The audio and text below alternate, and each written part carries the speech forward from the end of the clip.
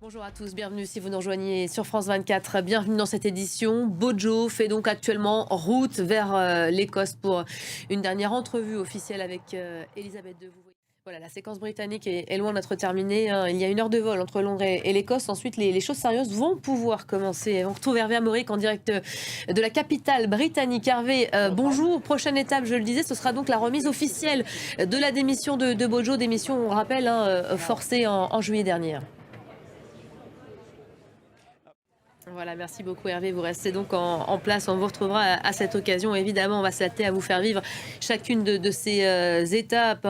Le pic de cette journée, ce sera donc aux alentours de 17 heures avec cette prise de parole de Liz Truss devant Downing Street. Armelle Charrier, bonjour, c'est là qu'on verra de quoi elle est capable, Liz Truss, puisqu'elle va livrer aux Britanniques une feuille de route. Les mots qu'elle va prononcer sont évidemment très attendus.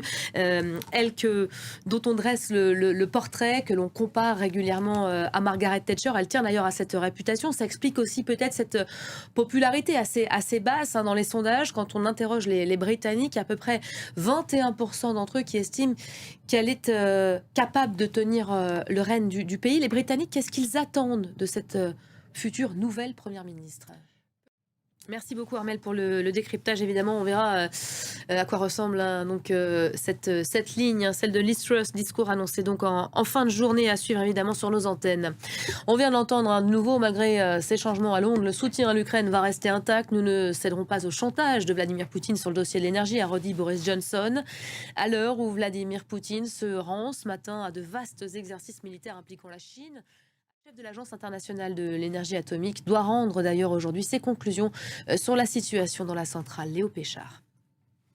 Et depuis le début de la guerre en Ukraine, un dossier préoccupe, le dossier de l'énergie. Vous l'aurez compris, les prix explosent, les prix du gaz notamment.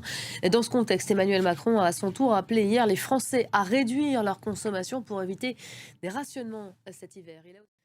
On reste en France avec les suites du procès des attentats de Nice. Il se poursuit aujourd'hui, après son ouverture hier, deuxième jour d'audience donc, au tribunal spécial de Paris où l'on retrouve notre envoyé spécial, Karim Akiki. Bonjour Karim, une journée qui s'annonce assez pénible pour les parties civiles puisque la Cour va procéder au rappel des faits. Merci beaucoup Karim Akiki, notre envoyé spécial au tribunal donc de Paris. On aura l'occasion de vous retrouver. C'est la fin de cette édition. Merci à vous de l'avoir suivi. Restez à nos côtés. D'autres rendez-vous temps forts à suivre à nos côtés aujourd'hui. En attendant, rendez-vous notamment sur notre site internet www.france24.com. À tout à l'heure.